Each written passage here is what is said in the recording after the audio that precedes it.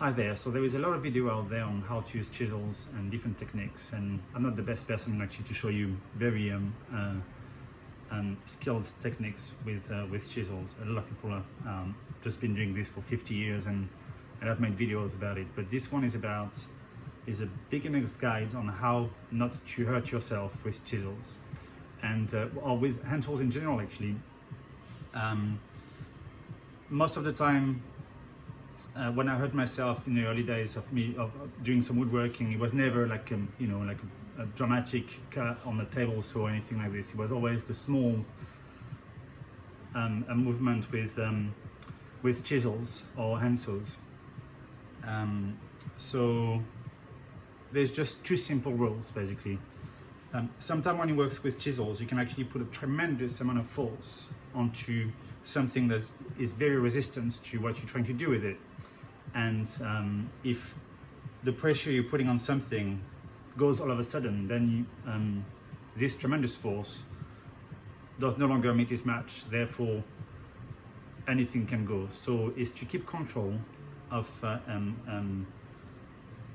your movement at all times, and also making sure that your hands are in places where they're not in any risk. So the first rule is quite obvious. Don't put your fingers or your hand or any part of your body in the trajectory of a blade with a vector going towards it. So that's a blade, that's a vector going this way.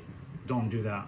Don't do that. Don't do that. Don't do that. Don't just not put your hands or your fingers while you're pushing something very sharp and very with a lot of pressure on the direction.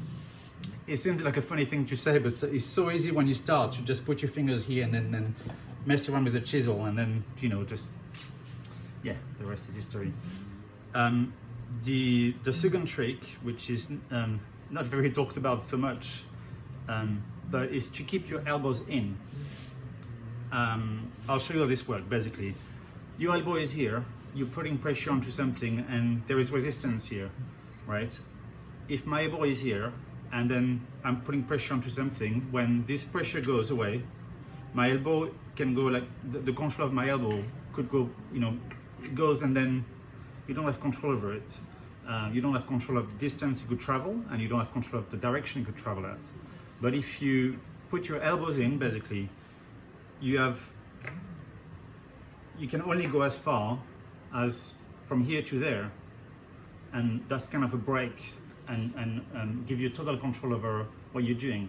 And it's true doing something very small. So again, elbows in, fingers behind my cut, and then if I want to cut something very thin and sharp, I can put pressure with my thumb. You don't need tremendous amount of force here. Yes, there's plenty of power here, and you can just push the piece of wood towards you as well as pushing the blades forwards. But the most important thing is elbow in, so you don't lose control of the amount of force you're putting forwards. And then also you can use this hand to pull, so it's not just a push motion, you can also pull with this hand.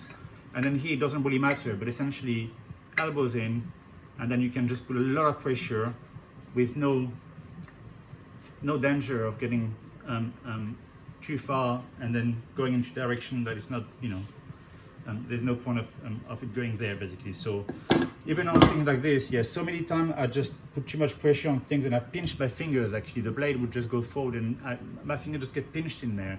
And I know it seems like an unglorious way to injure yourself, but sometimes it just really hurts, and it's just it's no fun. So again, here if I put my elbow in, keep control of this, keep my finger behind, and I can only go as far if the piece I'm cutting just gives in. I just make sure that my finger can't go too far, that would pinch myself, and then my elbow against my body will just stop whatever happened.